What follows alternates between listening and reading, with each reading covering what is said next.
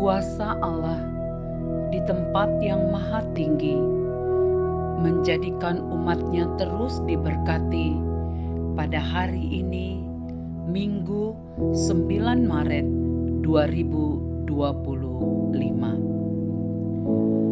Para pendengar renungan Oasis Fajar yang dikasihi oleh Tuhan, mari kita berdoa. Tuhan Yesus, di hari yang khusus ini, kami datang kepadamu, menaikkan rasa syukur dan terima kasih, karena Engkau masih memberikan kesempatan bagi kami untuk terus mendengarkan firman-Mu. Berbicaralah bagi kami siap mendengarnya. Demi nama Tuhan Yesus Kristus, kami berdoa. Amin. Saudara-saudara yang kekasih, pembacaan firman Tuhan terambil dalam kitab 2 Samuel, pasal pertama, ayat 13 hingga ayat 16. Demikian firman Tuhan. Kemudian bertanyalah Daud kepada orang muda yang membawa kabar itu kepadanya, "Asalmu dari mana?" Jawabnya, "Aku ini anak perantau, orang Amalek." Kemudian berkatalah Daud kepadanya, "Bagaimana? Tidakkah engkau segan mengangkat tanganmu memusnahkan orang yang diurapi Tuhan?" Lalu Daud memanggil salah seorang dari anak buahnya dan berkata, "Kemari, paranglah dia." Orang itu memarangnya hingga mati. Dan Daud berkata kepadanya, "Kau tanggung sendiri darahmu, sebab mulutmu lah yang menjadi saksi menentang engkau, karena berkata, 'Aku telah membunuh orang yang diurapi Tuhan.'" Saudara-saudaraku yang kekasih,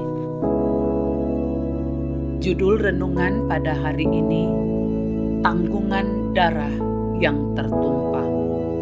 Ayat penekanan dari ayat yang 16, dan Daud berkata kepadanya, "Kau tanggung sendiri darahmu, sebab mulutmu lah yang menjadi saksi menentang engkau, karena berkata, 'Aku telah membunuh orang yang diurapi Tuhan.'"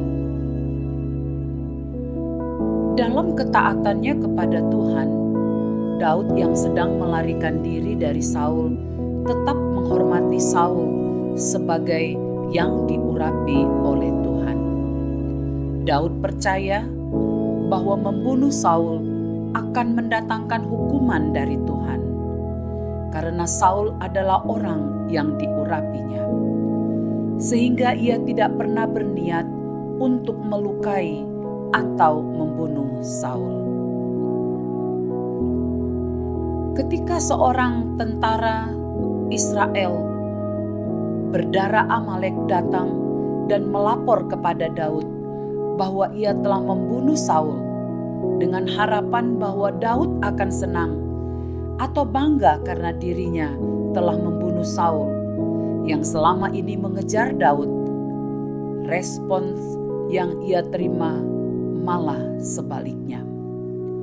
Daud berkata pada tentara itu bahwa ia harus menanggung akibat dari tindakannya membunuh Saul yang diurapi Tuhan, sebab Daud tahu sebesar apapun kekecewaannya terhadap Saul selama 10 tahun terakhir dalam hidupnya, ia tidak akan pernah dibenarkan jika ia membalas kejahatan Saul dengan membunuhnya.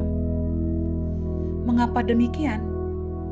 Pertama, sebab Daud belajar bahwa sebesar apapun rasa sakit hati, dendam yang ada dalam diri Daud, ia tidak boleh membunuh orang yang diurapi Tuhan, apapun alasannya. Daud menyadari bahwa sebagai orang yang diurapi Tuhan, maka Tuhan punya tujuan khusus dalam diri Saul. Kedua, Daud belajar bahwa salah satu hukum Tuhan adalah mengajar manusia untuk tidak membunuh. Keluaran 20 ayat 13. Jadi, bukan saja karena Saul adalah semata-mata seorang yang diurapi Tuhan, tetapi karena memang membunuh bukanlah sesuatu yang dikehendaki oleh Tuhan untuk dilakukan oleh siapapun, juga karena alasan apapun. Membunuh adalah dosa yang membuat kita harus bertanggung jawab bukan saja kepada sesama manusia, tetapi juga kepada Tuhan. Dosa membunuh akan menghancurkan hubungan kita dengan sesama manusia dan terlebih hubungan kita dengan Tuhan.